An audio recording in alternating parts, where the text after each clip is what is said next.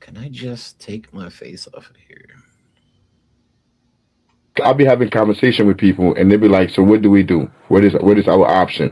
How do we change our material condition? How do we change the reality around us?" And I mean, you can't do that. Hey, yo, you say they teach you about 9/11 in school? Yeah. What they teach you about 9/11? Why did the plane hit the buildings? You got to say it loud enough so I can hear you. The Muslim airjacked the plane and then they crashed shit into the Twin Towers. That's what they taught you, that the Muslims hijacked the plane. They talk. They didn't talk. That's okay. That's okay. Relax. The plane crashed into the Twin Towers. But why did they crash into the Twin Towers?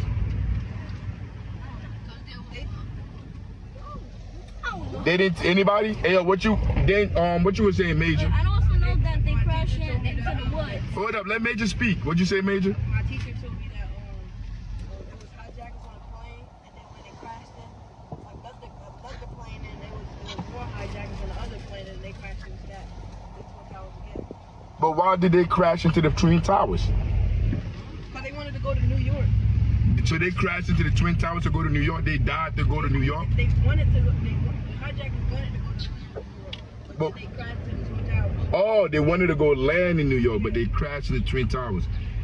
So anybody else got saying the ad? Archie, you got saying the ad? I know. What you want to add? That the other planes got hit, got airjacked, and then they crashed into different places. That's it? Yeah. So nobody can tell me why the planes crashed? Why the planes did that? Nobody can tell me? But don't you think the school should tell you why? Yes. Yeah. So like, if the school not telling you why, what does that mean? They keep it secret. Wow. Oh, they gatekeeping. Dang, whoa, where you get gatekeeping from, bro? I say gates. But where you learn that at? TikTok. You say me? you TikTok. You burnt out, yo. You burnt out.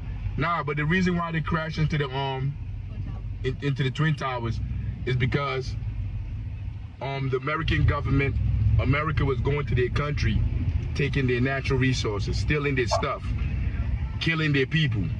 So they got mad, they stole a plane, and they came and crashed it on the World Trade Center to get back at America. That's why they did it. So it wasn't two planes then? No, it wasn't one plane. I think it was 2 or 3. Was it? I think it was like one. Was it? No, I think there was one in DC and there was one in Philly or something like that. So that did. Two inside the Twin Yeah, Towers. huh?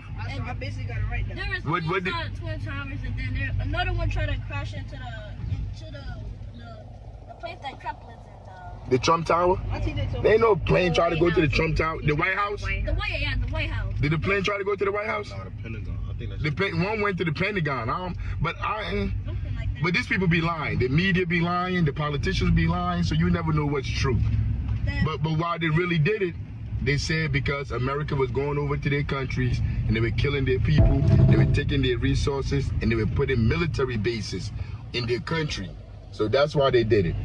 I mean, that's why they went over there and did it and stuff. They call that blowback. Like when you go to another country and you do stuff to them and then they come back over here and do something, like they call that blowback. it's like get back. Yeah, it's like get back. They should have did more. So imagine another country. You said they should have did more? They should have nuked them. Then we gonna die. If they nuke us, we gonna die. I don't wanna die. What if we wasn't alive at that time? But we gonna continue this later, y'all. I'm gonna holler at y'all. We gonna continue later. Black Panther Party History Book, a kid's book. Black Panther Party was originally called the Black Panther Party for Self-Defense. It started in 1966 in Oakland, California. It was founded by college students Huey P. Newton and Bobby Seale. The purpose was to protect the people in the community from police brutality, to end poverty, and fight against racism. The Black Panther Party had chapters all across America. They even had chapters all over the world. In countries like the United Kingdom and Algeria. Outstanding.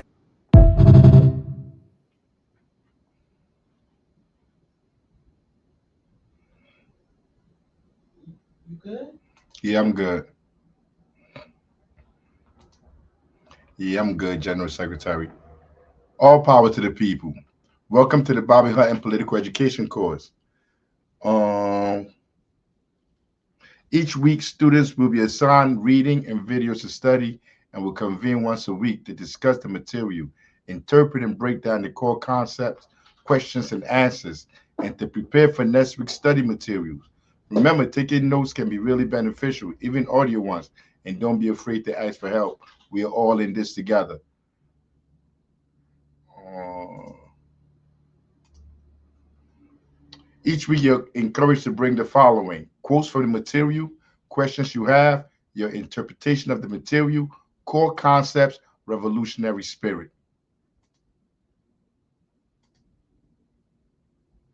The first duty of a revolutionary is to be educated. To be a Panther, we must understand our history, our political line, strategies to overthrow our oppressors. Upon completion of the political education program, graduates will be members of the UPM, that's the United Panther Movement, which means we all agree with the 10-point program that we believe we need to serve our communities. So all of us believe that. So we cool together. You in the United Panther Movement. You're not a Black Panther. If you want to be a Black Panther, then like we'll talk to you, and then the members of the party will try to educate you more to bring you up to for you be to become a Panther. But you got to work. You got to show like you really serious about this. You got to serve the people for a little bit. You will graduate, will become members of the UPM, receive recognition, and be encouraged to begin organizing in their local communities. Because like we can't just bring you up and just say you're a Panther. You got to put some work in first. We got to see that you're serious. Because like that's how you learn who's really serious and who's not. With people, and they'll be like, "So what do we?" Yeah, I did say it wrong, General Secretary. But what you call it? Where do I start it at? I think it's a class struggle. Because I see what you call it picture up there right here. Yes. It's not. Is this one? Yes. Plays as we're all one America. Right from the beginning. There is no Things are. All right, so we're finishing. It's a class struggle, right? Yeah. But this is the last part. It's like. It's not the last part. The last part is next week. Oh, this is the last. How many parts is it? The next week is the last part. Oh, my bad, y'all. I thought this was the last part right here. Next week is the last part. This is 14 minutes. So we're going to listen to 14 minutes of the speech. And after we're done, well, I don't know. I might stop it between there for us to have a conversation. I mean, but we here every week. The first duty of a revolutionary, like I said already, is to be educated. If you don't understand who your enemy is, why you're doing what you're doing, you just out here, you just in the way. I mean, so like the first thing you got to do as a Panther, as a revolutionary, is to educate yourself, to know why you're even doing what you're doing. And everybody know who Fred Hampton is. If you're in this space, if you're here now, and if you're in the revolutionary circle, you know who Fred Hampton is. I mean, I'm gonna play the I guess this part of the speech, and we're gonna talk about it as I play it. I'm not gonna take that long, so we're gonna go. But look, we on Facebook, man. We on Facebook and on YouTube. I'm kind of new to this space, so I'm gonna say what I be hearing people say when I go on Facebook, when I go on YouTube. I mean, yo, click like, share. Yo, what else did we say, General Secretary? Subscribe. Like, share, subscribe. Do all of that stuff. Whatever stuff y'all be doing on here, huh? Oh yeah, whatever stuff y'all be doing, and something about the notification, so they'll let you know we coming back next week. Next week, Wednesday, 7:30 at this time, and tomorrow we kicking off a new show. The name of it is gonna be Revolutionary Culture. Yeah, my man came up with that name. That's a perfect name. I mean, I told you it's a perfect name, right? Just shake your head, yes. Yeah, but it's a perfect name, Revolutionary Culture, because that's what we need right now. But that's gonna be Thursdays at 10 o'clock, and on Sundays at 12 o'clock, General Secretary? Yes. Sundays at 12 o'clock, we have All Power to the People podcast, and that's on Grown Folks Talking Network. Express yourself. So, without further ado, let's listen to Fred Hampton. And then you deal with that. We're running around talking about we're going to love all Black people. We have an undying love for all Black people. And you know what? That if Malcolm came back, he'd walk past 1 million Klansmen to get to Stokely and whoop his motherfucking ass. Because Malcolm was standing right like this in the room. where white people weren't even allowed. You hear me? They wouldn't allow no white people in there. But Malcolm's dead. Now what happened? What's that fool's name? James Whitmore? Did he do his little skin? Because they had names with 37X, 15X, blacker than black, and they were able to sneak in because of this ignorant potion number 9 that these maniacs are trying to whoop on us. We gonna Okay. Potion number 9. Potion number 9 is supposed to be like, when he's saying that, he's saying something like a potion that gets you to like, how do I explain potion number 9? I should have even looked this up before I even started talking. It's like a potion, an elixir, or something that gets you in a state where you really not there. You just, come on, Jeremy. Like who gonna get you like the witches potions, like I don't know, like get you. I don't even know how to put it into words. Like love potion number 9. Like, okay, love potion number 9. That, like, who put that up here? But somebody put that up there. But like love potion number 9, like, so if you took the potion or you gave somebody the potion, they would think like they'll be in love with you. So he's saying these people snuck into the Malcolm X when they murdered Malcolm X. They snuck into that room by having names like XX whatever, like Clarence XXX, this XX, or having long African names. And that potion number 9, because they seemed like they were so black, like they were so revolutionary, that got them in that space.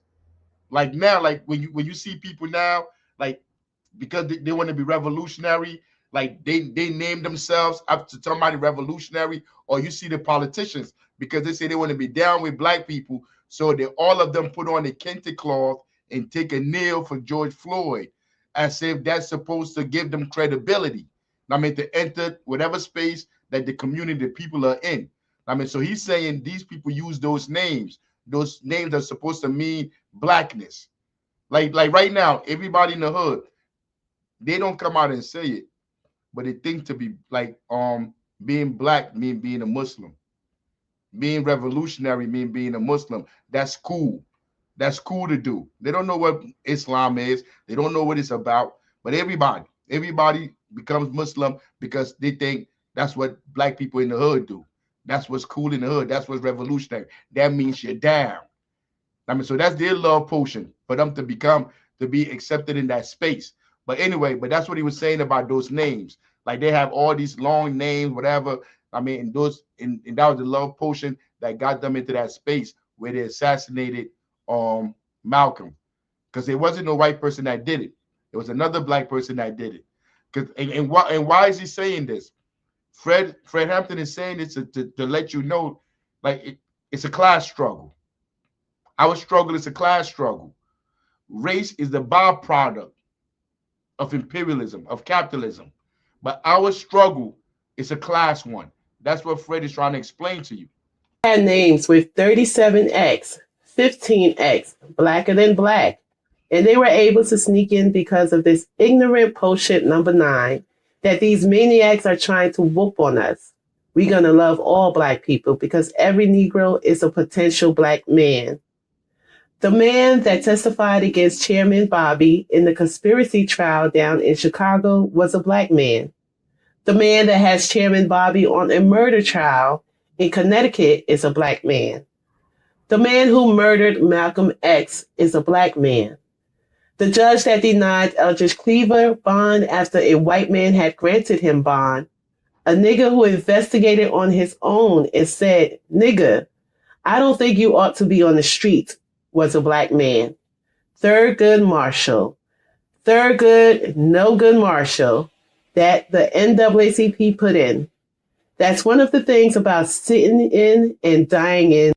All right, so look, Eldridge Cleaver was locked up after in 1968, after the police came in. Remember, what's the name of this political education class? It's called the Bobby Hutton political education class. He was the youngest Black Panther member. He was killed with Eldridge Cleaver when the police ran down on him. And after the police ran down on him, they tried to lock Eldridge Cleaver up. But Eldridge Cleaver put in an appeal to the first Black Supreme Court justice, him, Thurgood No Good Marshall.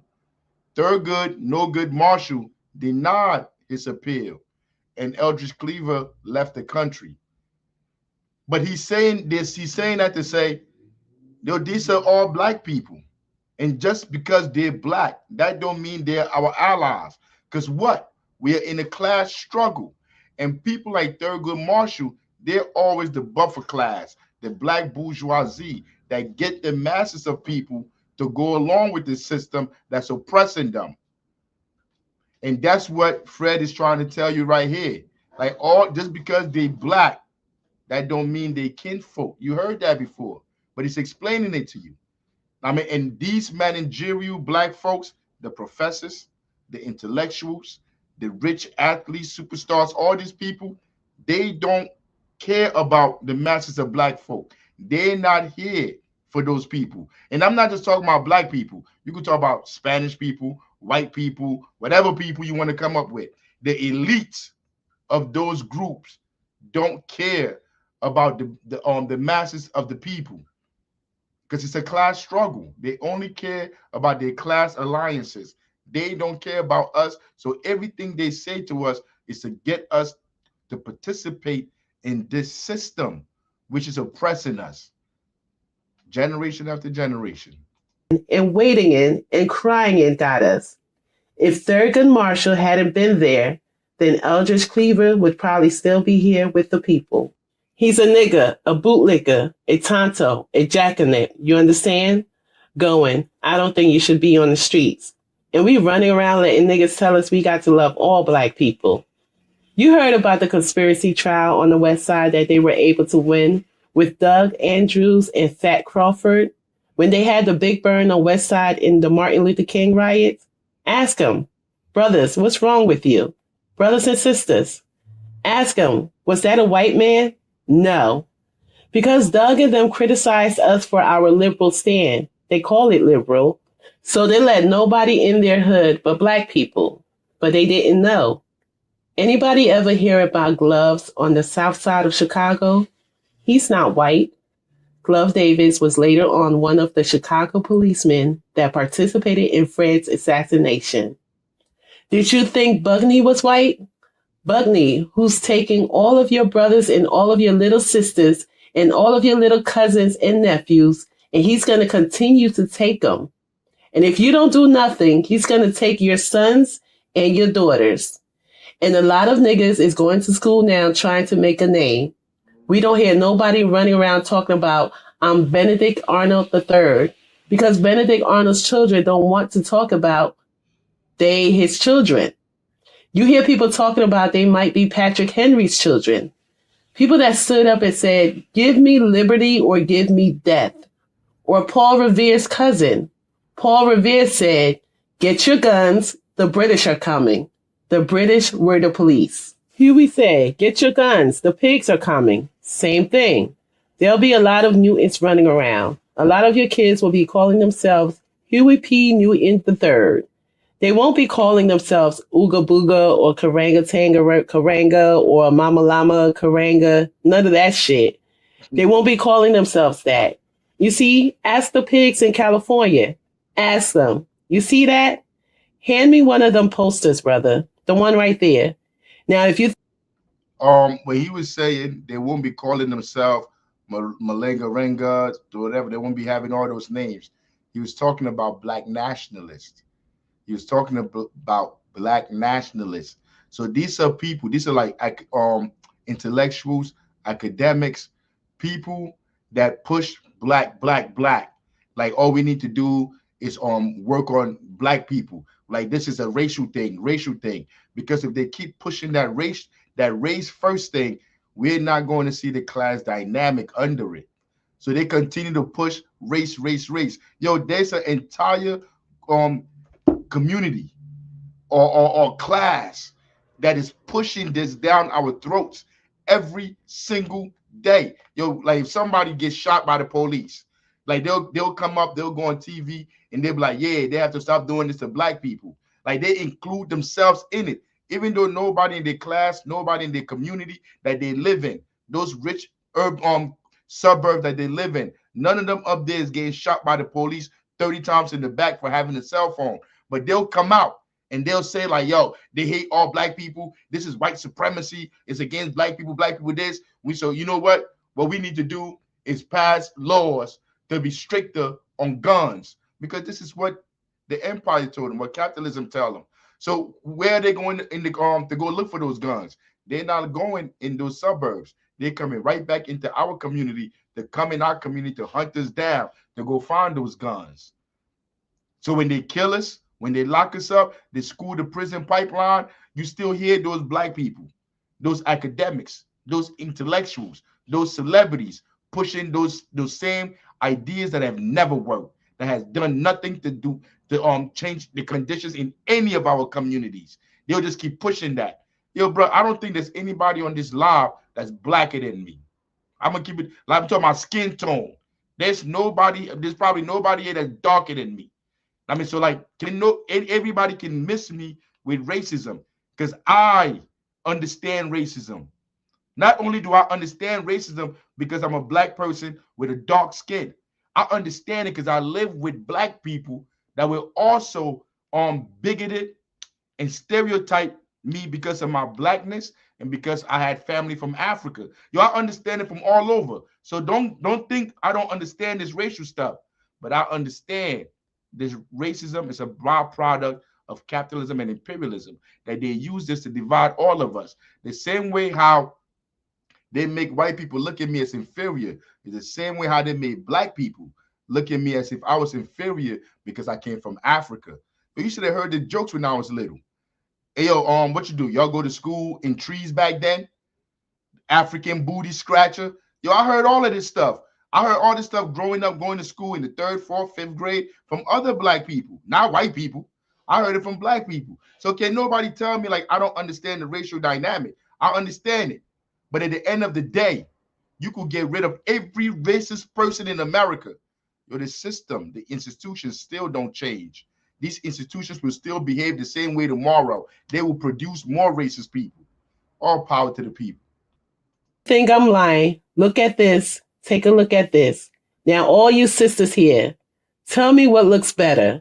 A nigga running around in a robe, in a staff pole, looking like Moses, or these bad? These are the baddest looking. You might say you're chauvinistic, organizational chauvinistic, you might call it. You might call me wrapped up in the party's own ego, but I'm wrapped up in truth. And I think the sister can verify that these are the baddest. These are the movie stars for Babylon, god damn it. Huh? Fuck John Wayne and all this other shit. All right, but you see, if you look at that, that's what we look good in.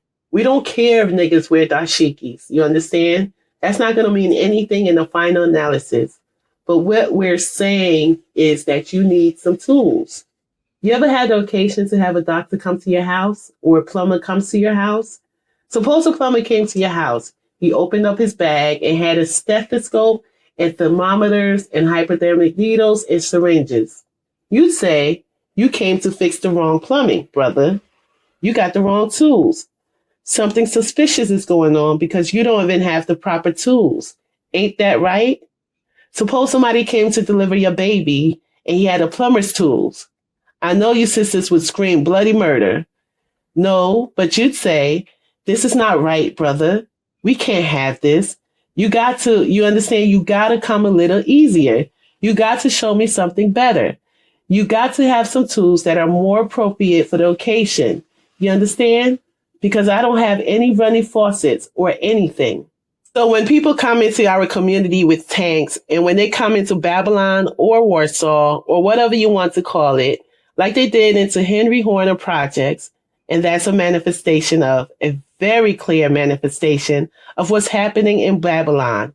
When they do that, when they come in with the tanks, and those tanks are tools, those tanks are tools of war. They're declaring war on the community.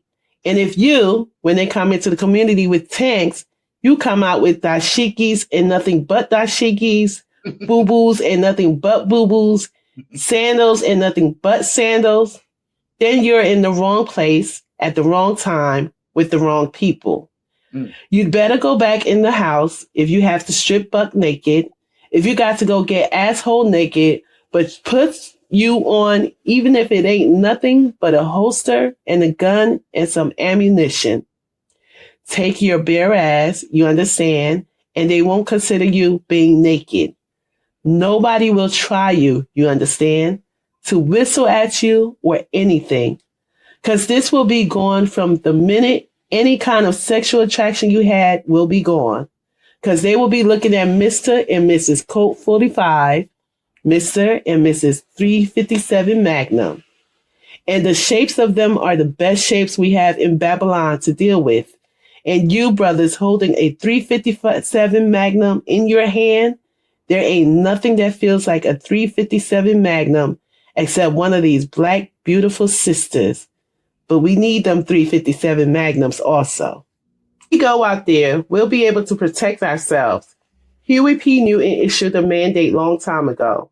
It was executive mandate number 3. It said we need to draw the line of demarcation.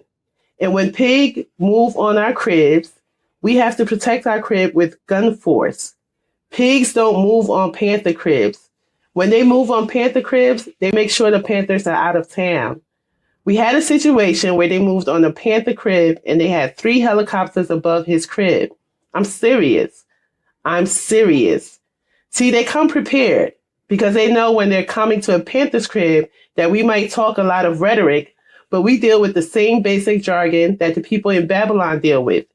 It takes 2 to tango, motherfucker. As soon as you kick that door down, I have to kick it back to you.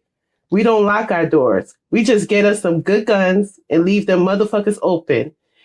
Hey, all power to the people. Hey, look, man, a couple of weeks ago, the comrade was out was out rallying with people that was fighting back against ICE, people that was demanding their freedom from secret police like ICE. And the camera turned on him. And they asked him what would he do if ICE pulled up, and he said, "I'll blow a hole in their chest if they come effing with me." I'm saying I'm paraphrasing, but basically that's what he said, and they went crazy. All these people came out talking about what is he talking about? How is he going to try to get people in trouble? What Fred Hampton talking about? Fred Hampton said, "Try to open that door. We're gonna give you something." You listen to Fred Hampton. These are the people, the originators of this party. When we doing stuff, when we moving in the community, we're moving off what we learned from people like Fred Hampton. Fred Hampton said, "Go get you a gun." He said, when these people come in the community and you go outside with some dashikis, well, you deserve to die. If they come in with guns to kill you and you're going outside with dashikis and slippers, you deserve to die. You're too stupid to be alive. That's what he's telling you. And we having conversation, we are talking here. And then you get these black people that come in our community, this managerial black people, these sellouts. They come in the community, we telling them like the schools don't teach nothing. The schools are failing our people. And then they come in here, you know what they tell us? Let's get charter schools. Let's get charter schools to teach the same curriculum, pay the teachers less. And we're going to change anything. These are the kind of ideas that they push in our communities. We tell them there's a lot of poverty here. Because of the poverty, people got to go steal, got to commit crime and all of this. They tell us we should get more police. Bring more police in the community. Stop and frisk. When they come out their house early in the morning, you'll pat them down. Treat them like animals. Dehumanize them. This is what these black people tell us. We tell them the police are killing us. They say get black police with cameras. All solutions that have never worked. So now we get to see our murders on video, snuff tapes. Yeah, I was talking to a friend a couple of days ago. He said, "I don't even watch no more." I told him, "I don't even want to hear you say that." Chairman, what's up? I want you to explain the Babylon reference a little bit. What does he mean when he talks about Babylon? Babylon is what you call it, America. America is Babylon. Like if you know about the Bible, if Captain Patience, if I don't see the comment, hey yo, you let me know. But y'all can't even come on here like on the other space. But that's okay. Y'all let me know anyway. But Babylon, if you know anything about the Bible, God said he was going to destroy Babylon. You're going to come back because they were doing all kind of evil stuff in Babylon. So that's what Fred Hampton is hinting to. And what's Babylon? Babylon is America. Babylon is America. Racism, what individualism, capitalism, exploitation, everything that you see now, that you see in America, the stuff that they push out. They push individualism, capitalism, materialism. There's nothing here that's nutritious to the soul, that's beneficial to humanity. They have created a society where materialism is more valuable than human beings, than life. There's nothing more sacred on this planet than life itself. I'm talking about from plants, from animals, from everything. There's nothing more sacred. But in this society that we live in, materialism is more sacred than life. That is Babylon. When they've inverted reality in such a manner, any society that is ran like this is Babylon. And that's what Fred Hampton was talking about. I hope I explained that right. I hope I explained that well enough. And when the people come in there, we put something on them that will make them go to the hardware, buy a lock, come back, pull the door closed, lock it, and stay their ass outside. We're going to move as quickly as we possibly can for the people with questions and answers, and the people with the guilt syndrome, and the people that have been embarrassed and ashamed and disgraced. And we've talked about their leaders like Leroy Jones and Mama Lama Karanga Tanga Karanga, a big bald-headed Bazumi, as far as we're concerned. That's what he is. And we think that if he's going to continue to wear dashikis, that he ought to stop wearing pants, because he's look a lot better in miniskirts. That's all a motherfucking man needs in Babylon that ain't got no gun, and that's a miniskirt. And maybe he could trick his way out of something, because he's not going to shoot his way out of nothing. He won't fight temptation, but he never killed anybody but the Black Panther member. Name somebody. Name me a time you read about Karangutang's office being attacked. The only time he ever had occasion to use a gun was Apprentice Bunchy Carter, a revolutionary. This brother had more revolutionary poetry for a motherfucker than anybody. Revolutionary culture. John Huggins. The only time they lifted a gun was against these people. As Huey says in prison, when they lifted their hands against Bunchy and when they lifted their hands against John, they lifted. So he's talking, when he said Leroy Jones, if you don't know, if you're here, your Leroy Jones is a Mary Baraka.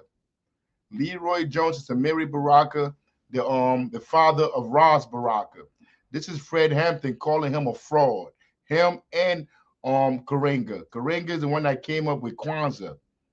Like I'm telling you, these people come with ideas and solutions to our communities that do nothing to our community but bring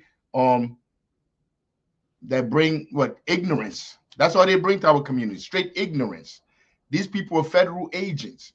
So what has Malala Karenga, whatever his name is, what has his whole life, what has he done? Because Fred Hampton is dead.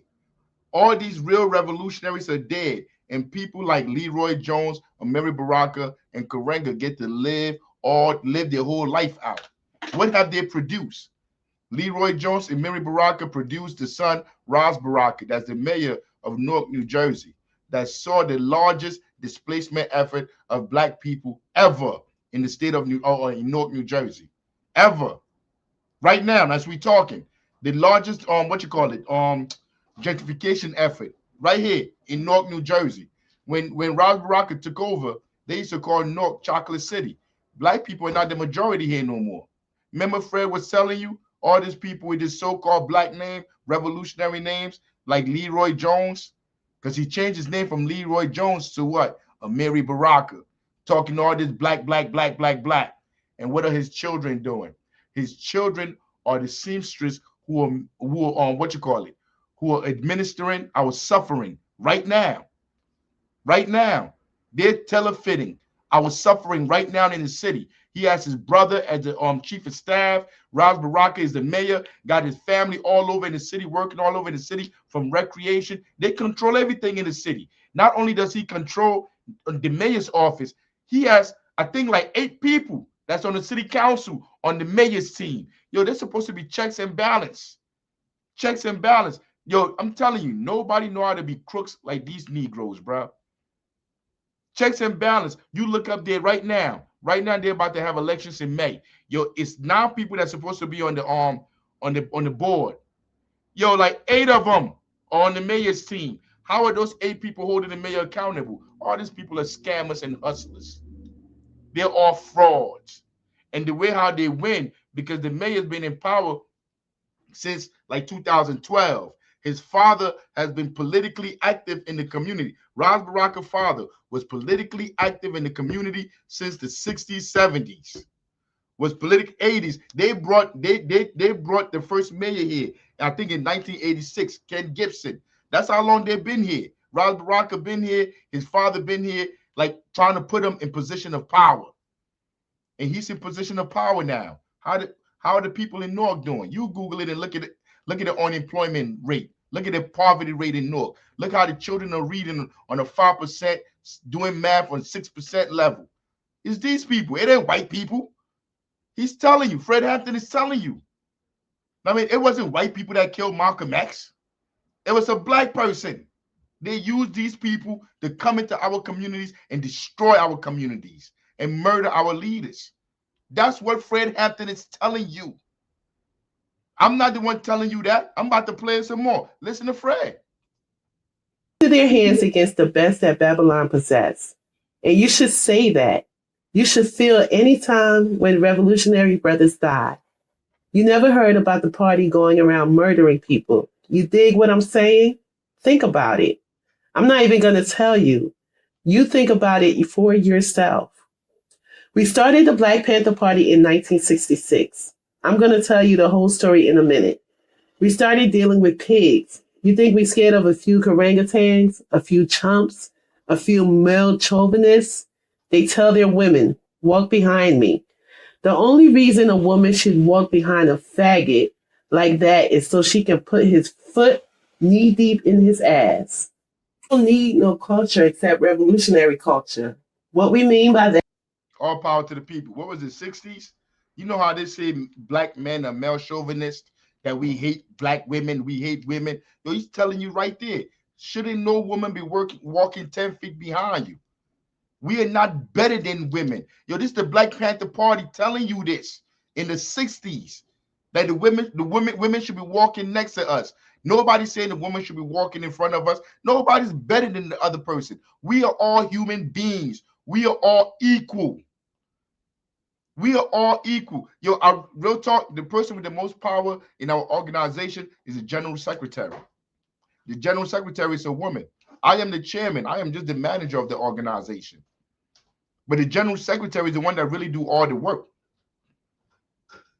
Like, what kind of work does the general secretary do? When people are homeless, she's the one that helps them. She deals with housing. She deals with housing. I'm talking about this after getting off the plantation, working all day on the plantation. Then when she get off the plantation, she comes back and she handles everything else financially. Nobody walks behind anybody. And you heard what Fred said. Any man that expects to be walking in front of you, you walking behind them, stick your foot up that, you know what, you can't say that word these days. Stick your foot up there behind. That's the only reason you should be walking behind anybody. That is culture that will free you. You heard your field lieutenant talking about a fire in the room, didn't you? What you worry about when you got a fire in this room? You worry about water or escape. You don't worry about nothing else. If you say, what's your culture during this fire? Water, that's my culture. Brother, that's my culture. Because culture is a thing that keeps you. What's your politics? Escape and water. What's your education? Escape and water. When people ask us about our culture, we say our culture is guns, baby. Our culture is revolutionary art, like that. And when you see those two brothers who picked up them guns and went out into Babylon in 66, when a lot of us were scared to do anything except lock ourselves up in the closet and listen to Coltrane, ain't that something for whooping a motherfucker's ass? And this turned us on, and this made us black enough that we were bad. Then this made us black enough to get out and launch a blanket indictment at the murder-mouthing rest of the black people. Nigga, You ain't got no natural. Nigga, how come your name ain't changed? Ask the pigs in California. Ask them, who do you fear the most? Ron Mamalama Karanga or Huey P. Newton, who is named after a demagogic, lying politician, Huey P. Long? And pigs don't care about that because you don't have to call if your shotgun's a Browning. You don't have to give it no African name because believe me, it shoots the same. You understand? It shoots the same. Changing your name is not going to change our set of arrangements. The only thing that's going to change our set of arrangement is what's gotten us into this set of arrangements. And that's the oppressor. And it's on 3 stages. We call it 3 in 1: avaricious, greedy businessmen, demagogic, lying politicians, and racist, pig, fascist, reactionary cops. Until you deal with those 3 things, Those 3 things that he just named, do you see any gay people there? Do you see any immigrants there? Do you see any women there? Did Fred Hampton say those 3 things are white men? He's telling you, the pigs, capitalism, and politicians, these are our enemy. They protect imperialism. So if you don't understand, if you don't know what Pantherism is, if you don't know who our enemy is, your Fred Hampton is telling you. This is from Fred Hampton's own mouth. This is not from my mouth. If you need me to bring it back a little bit, I could bring it back. Or you could watch it again when after we post the show, whatever, after we're done. But Fred Hampton just told you who our enemy is. So when we come to sit down and work as an organization, we're not in here talking about, hey, oh yeah, he white. That's the problem right there. Yo, we shouldn't have white people here. I'm gonna be like, nah, I don't want no pig in here. I don't trust no politician. I don't want no politician in here. And I don't want no capitalist in here when we talking. That's what I'm gonna say. I'm not gonna be sitting there talking to myself, nah, I don't want, that's a woman. It's a woman, she shouldn't be in here. Nah, he's gay. Because he's gay, he shouldn't be in here. That means you're a bigot. You're not a Panther. There's no Pantherism in you. And there's nothing we can do with you. This is for everybody. This is for people that are sincere, that are tired of the conditions that we all live under. And you want to change it. And if you want to change it, we got to get to the root of it. And Fred Hampton is saying the root of it is capitalism. And the people that's protecting it, like the politicians, the capitalists, and the pigs. That's what Fred Hampton's saying. Now you could say like, nah, I don't agree. I don't agree. I think I should go pray. I want to go to Jesus. I want to go to Allah. Go ahead. You can go. Nobody's stopping you. We believe in ideological struggle. If you don't agree with what Fred Hampton is saying, what Huey P. Newton is saying, what Frantz Fanon is saying, what all real revolutionaries, the one that the state came after, because he said it just now. He said, who does the state come after? Does the state go after the black nationalists like Moringa, Karenga, or Leroy Jones, or do they go after people like George Jackson that they had to kill in prison? That man was so revolutionary. That comrade was so revolutionary, they had to kill him in prison. I was talking to the homie, to the comrade Jeremy today. We was talking about John Brown. They had to kill John Brown.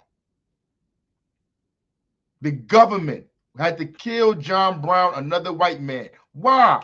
Because he said, I'm tired of this. He said, none of this has anything to do with racism. All of this has something to do with the slave masters. Man, cut off their heads. A white man.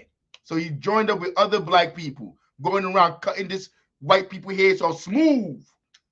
Smooth, going onto them plantation. Or you want to have slaves, cut their heads off. A white man. And you had other black people that were working, that will be working inside that plantation with Massa, trying to protect Massa when John Brown was coming. Yo, if I did a movie, I would make sure I had that in there. Because you know you had one of them Negroes straight come outside. No, not Massa. Not Massa, not my Massa. Don't kill my Massa. You know them, it's always one of them. But that's what we're talking about. Those are the kind of revolutionaries we're talking about. Not these academics, these people that on their paycheck, it's a federal government.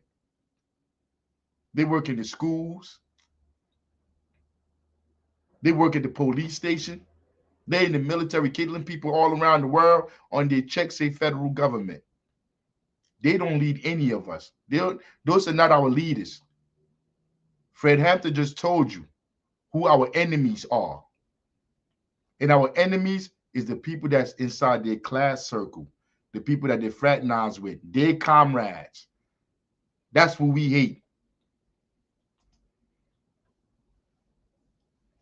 Then your set of arrangements will remain the same.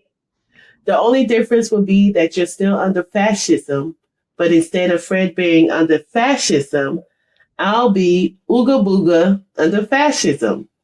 But I'll feel the same. Instead of me going to the gas chamber, I'll go to an African section of the gas chamber.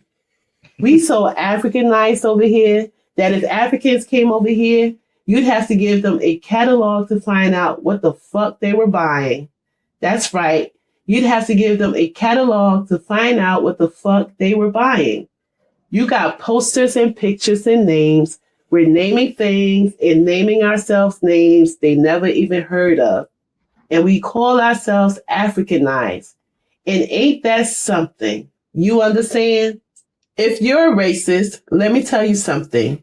Or if you're a reactionary nationalist, white folks run it. Go to South Africa and ask them. Go ahead.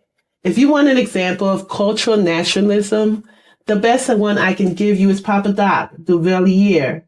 In Haiti, all the black people, we need some blackness. Papa Doc, nah. Duvalier said, right on, we need some blackness. Let's get all the white folks out of here.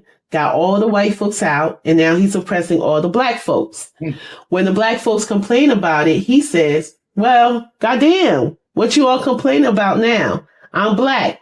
I can't do nothing wrong, brother. We already qualified that. That's why these apologists like Wesley South come on the air and to rap that sophistry that the sisters was talking about their ballyhooing, really, just rapping about nothing because they're jackanapes in our community, allowed to remain there only because of their skin complexion. We almost done.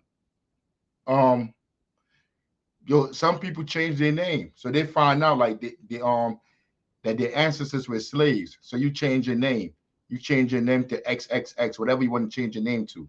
He said you'll be going to the gas chamber named XXX. Leroy Jones became a Mary Baraka. So you like, okay, like the General Secretary just said, Leroy Jones changed his name to Mary Baraka. Mary Baraka produced the mayor of the city right now that's destroying the city. So it doesn't matter if you change your name.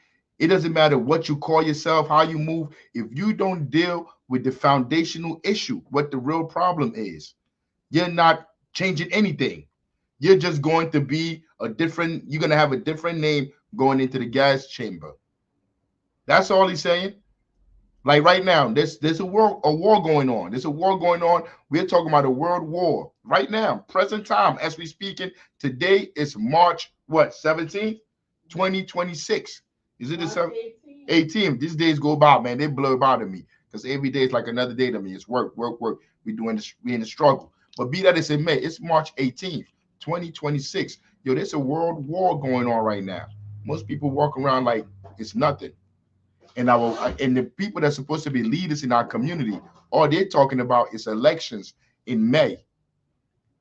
You're going to be walking to the voting booth in a world war, starving, no place to go. Everything is so expensive, can't afford anything. But you're going to be walking to the voting booth to go vote for another politician that's going to come in and maintain the society the way it is. You have done nothing to change anything. All you're doing is helping the system maintain itself because you're giving it credibility by going to go participate in the electoral process, because that's all they do. So they go around and be like, look all the people that voted. We have a democracy here where all their politicians are chosen by money, and we all don't have money. And Fred is trying to explain that to you in 1969. We're in 2026. See, all this is all the stuff that they hide from us. This is the education we're supposed to be getting in school, but we're not getting. And he's saying these people come in our community because of their complexion. They sneak in like the Trojan horse because they look like us. And then when they come in our community, they bring all these ideas. Like Cory Booker was in Newark. He wanted to sell the water. He wanted to privatize the water, just like they did in Detroit. That's what Cory Booker was trying to do. Cory Booker came into Newark. He brought charter schools to Newark. I think it's more charter schools now. There's more children in Newark going to charter schools than public schools now. Because we was complaining about the education system. Cory Booker came into Newark and told us what we wanted was charter school. But since he's black and looked like us, it was more easier for him to do it. But if it was a white person that came in here and we talking about we want this, and you come here talking about some charter school, everybody be like, what is he talking about? They'll be ready to fight back.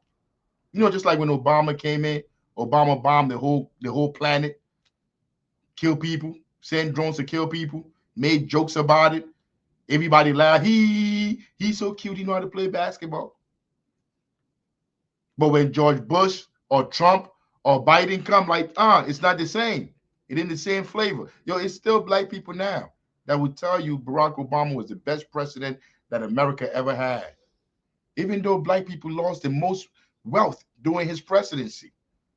Even though they got pictures of him fake drinking poison water in Detroit. Bombed Africa. Allowed them to sodomize because he invaded Libya and allowed them to sodomize an African president. The terrorists that they sent, him and Hillary Clinton, to Africa. You see, but black people don't never mention none of this stuff. They won't talk about it. All they want to talk about is Trump. Trump. As if Trump is different from Obama. Yo, Trump is just less skilled than Obama. That's the only difference between them. And we ought to drive them out. Think about it. Chained and gagged at the federal building. You've got James and Michael Soto, who was murdered in 2 days.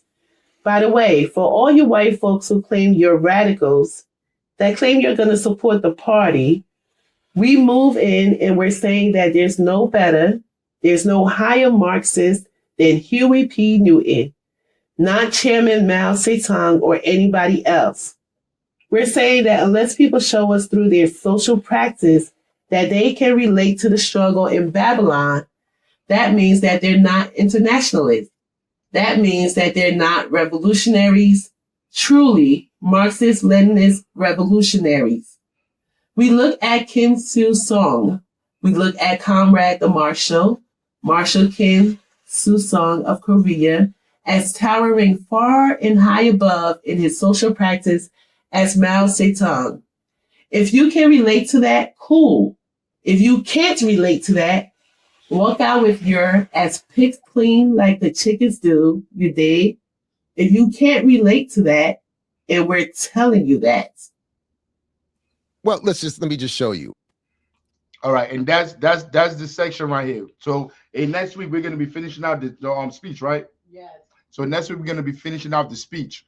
Now, this is something that I wanted to bring real quick. This is Dr. Jared Ball. He teaches down at, what's the name of the school? I think Morgan State. I think Morgan State. He's a professor down at Morgan State. And he was doing this video critiquing what's this guy's name? Bad Bunny. No. He's not critiquing Bad Bunny. Oh, the car. Is it car? Yeah, it's not Carl. I forgot his name. They're gonna say his name in a second. But he's another, you see, like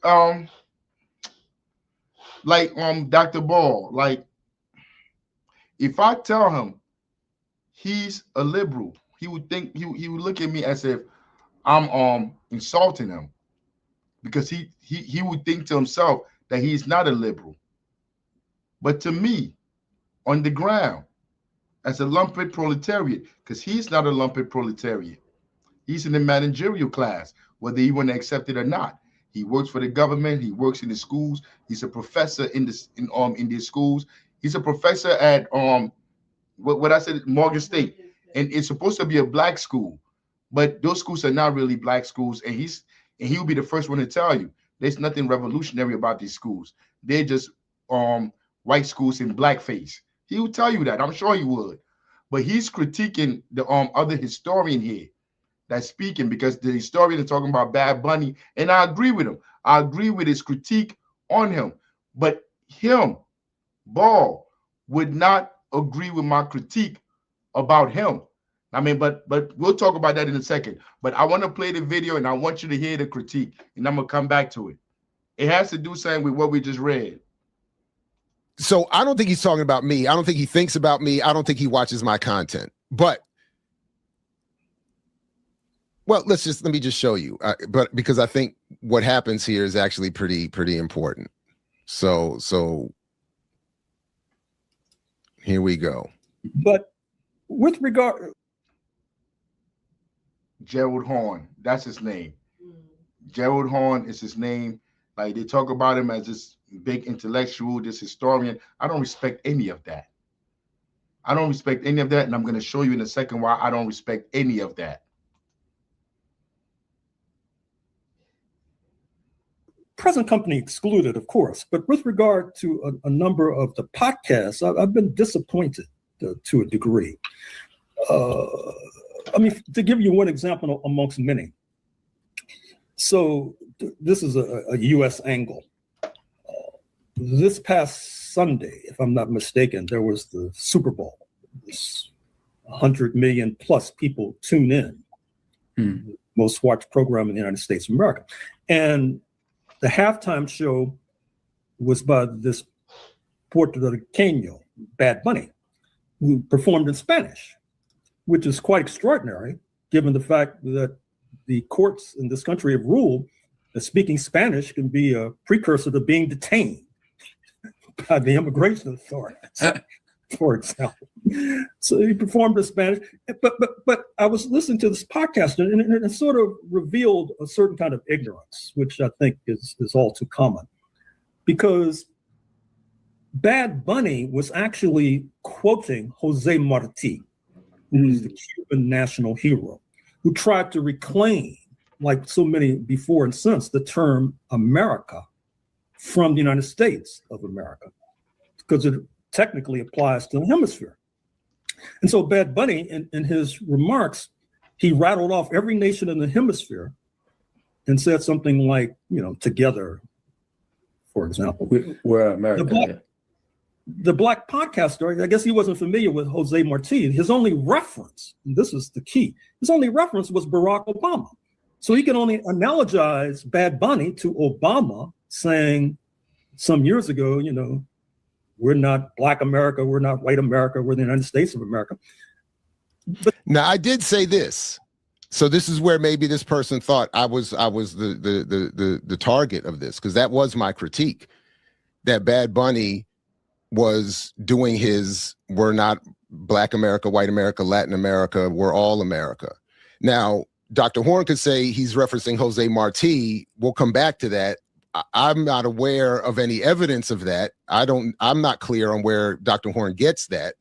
And I don't know if maybe in the rest of the discussion they come back to that and he explains where that comes from. I did a search for it, and I've seen other people writing this and saying this and making the comparison, but saying that this was the intent of Bad Bunny, I don't know where he's getting that. But even if this is true, I'll come back to this again. I don't think that that Dr. Horn's analysis of this is correct. In fact, quite the opposite. Speaking Spanish at a time where Spanish is being demonized in a performance at a Super Bowl doesn't, I think, upset the reality that people outside the Super Bowl are still going to be hunted and hounded and punished for speaking Spanish.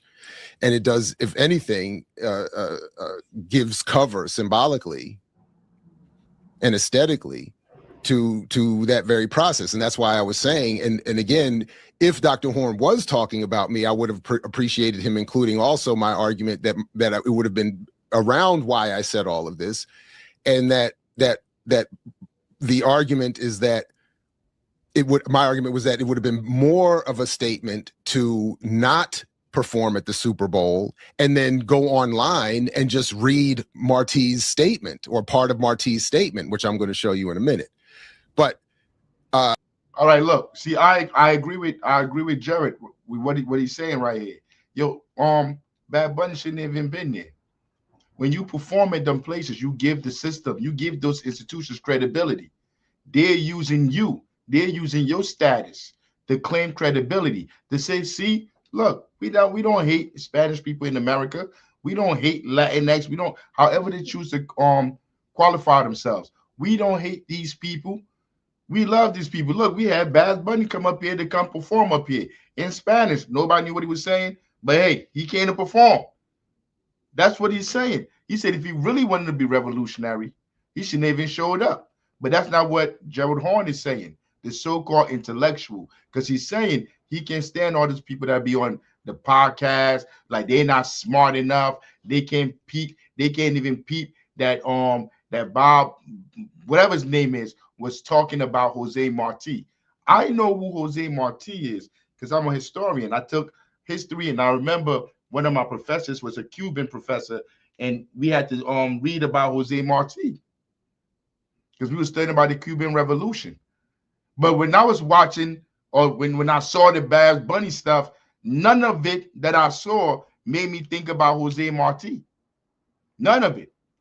I mean, so and I know who Jose Marti is. I mean, your bro, he came to America. Like for off the top of my head, he came to America, organizing in America, trying to get money to go back to Cuba to go lead a revolution over there. He traveled. He came to New York. I don't remember if he came to Jersey, but he came to America. What in the late 1890s, somewhere around then.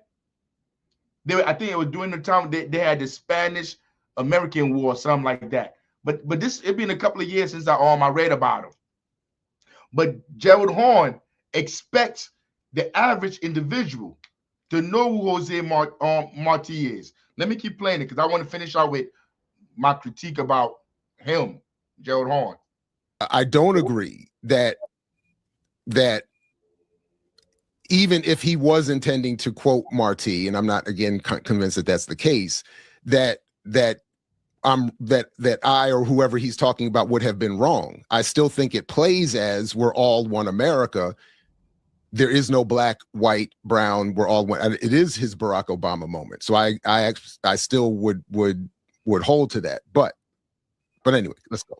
See, that's what happens when you're ill-informed or uninformed, when you're not familiar with hemispheric history. And we could stop it here. You basically get the gist of it. Chairman, there's a comment. What was the comment? What the comment said? He said, Chairman Afrika, thank you. How about Kendrick at the Super Bowl? The same thing. Yo, all celebrities ain't shit. All celebrities are used by the system to indoctrinate the people, to confuse the people, to distract the people. That is the role that celebrities serve in our community, in our society. All celebrities. That is why they exist. If they did not serve empire, they would not exist. They would take their mic, they would cut their mic off. Now, Gerald Horne, and this is my issue with these academics. The same thing that Fred Hampton was saying. They could have all these degrees. Both of them are doctors, but they are so smart, so brilliant. They haven't come up with an idea yet that we should put institutions in our community to liberate our people. We should be organizing, Jared Ball too. We should be organizing in all our communities to put schools in our community to teach our people, not go get it from the government, not wait for some philanthropist to give you the money. We could all pitch in our money. We could start it from homeschooling. We could work from community to community, but start to put institutions in our community that will teach people who Jose Marti is, Gerald Horne. And Gerald Horne, his whole life, I don't know him, but I know bourgeois, middle-class Negroes. He's not going in any community, organizing the people to build schools, to build institutions in their community. All he doing is writing books about what people already wrote before, basically plagiarizing, and then going to conferences and speaking about the books he wrote about other people's suffering, lives, and explaining why they're suffering. Don't nobody care about your explanation. If you're not putting it into practice, you're useless. Don't nobody want to hear what you're talking about. Nobody want to hear what happened in 18 something. Somebody already wrote a book about it. It's time to start building institutions. But these people, they're not going to feed nobody. They're not going to house nobody. They're not going to educate nobody. All they do is work for imperialism. They work for institutions inside imperialism. And they get paid well to do it. But then walk around want to think they're revolutionary, they're activists because they read a couple of books and they wrote a book. You put nothing into practice. I mean, and that's the class for this week, man. But when I see these people, bro, they make my stomach turn. Because they're not in our communities. Both of them, I doubt both of them live in our communities. They don't live in our communities. They don't see what's going on. They don't see how gentrification is really working. They really don't. I mean, like, wherever they live at, they get up in the morning, they go to work, they come home at night. They're not coming in the hood. They done left the hood already. Like, go deal with poor people in the hood. That's so yucky. Like, that's how they, like, in their mind, that's how they think. They even afraid of people in the hood. They're not coming in the hood to do nothing. But they'll sit up there and they'll pontificate and they'll write all these books.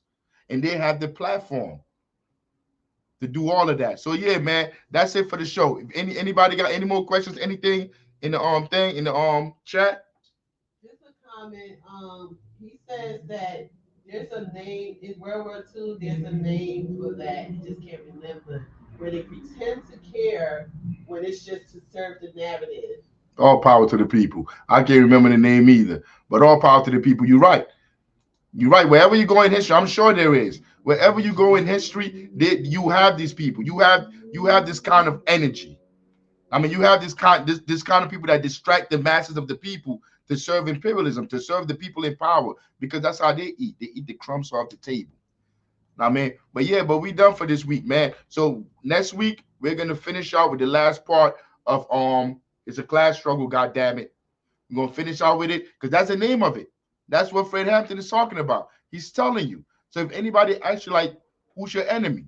You're in a class struggle, God damn it. They said that you see Kendrick Lamar halftime show. Did we watch? Did we watch it? I think so, but repeat what I said because I don't know if they can hear me. I know you can. I can hear you. No, but she asked me, somebody asked did I see the Kendrick Lamar halftime show? I don't remember if I watched it live, but after that it was everywhere. You couldn't put on social media without seeing it. I mean, all of it is garbage. All of it is garbage. Where we at as Panthers, why haven't they created their own football league yet? Why you still got to play for these people? What are you going to that Super Bowl thing to go? Yo, like, everything that they're doing is to maintain imperialism. Those are the breads and circuses. Those football games, those sporting events, all this entertainment, all of this stuff is just here to distract you. Bread and circuses to just distract you so you don't focus on how they're going around bombing people, trying to steal resources, and they say they're doing it for us, but we don't get nothing. We're continuing to pay crazy rents. We could barely afford food. You could barely afford gas out here, but they're telling you they're bombing and killing people all around the world for you. And you're not focused on that because you got these ball chasers, these court jesters lying to you, telling you you should be more worried about Drake and Kendrick beefing, whatever they're beefing about, or 50 Cent, whoever he's arguing with. You should be worried about that goofy shit instead of understanding that these people are trying to blow up the whole world. And if we don't come together and start organizing to figure out how we're going to survive, by the time we turn around, it's going to be too late. It's going to be too late. Yo, these people got bunkers. I'm going to keep saying it. These people got bunkers. They're preparing to blow each other up. And what are we sitting here doing? How are we organizing? What are we organizing to do? Are we organizing to build bunkers that we could go to so we could save our lives? Are we going community to community, to boots on the ground, organizing people in those communities? Is that what we're doing? And I'm not talking about those of us that are here, because I know most of the people here are revolutionaries. I'm talking about boots on the ground that's doing the work in their community. I'm talking about it by and large, in general. What are the people doing? What is the mass of the people doing? Who's telling them? Who's organizing them? I mean, so like, yo, if you have any doubt in your mind, if you have any question, and you be like, yo, does Africa like this celebrity? Yo, all celebrities are trash. I don't co-sign no celebrity. I mean, when the celebrities start to put institutions in the community, they start to feed the people and show the people how to feed themselves for them to be able to survive, then I'm going to rock with that celebrity because they're going to cut his mic. But that what that celebrity don't understand is if you serve the people and you rock with the people, you ain't never going to be poor. You will always be famous with the people. You don't believe me? How you still know Paul Robeson? The United States government tried to erase him out of history. But you still know Paul Robeson, right? You heard that name before, right? You're going to live on forever.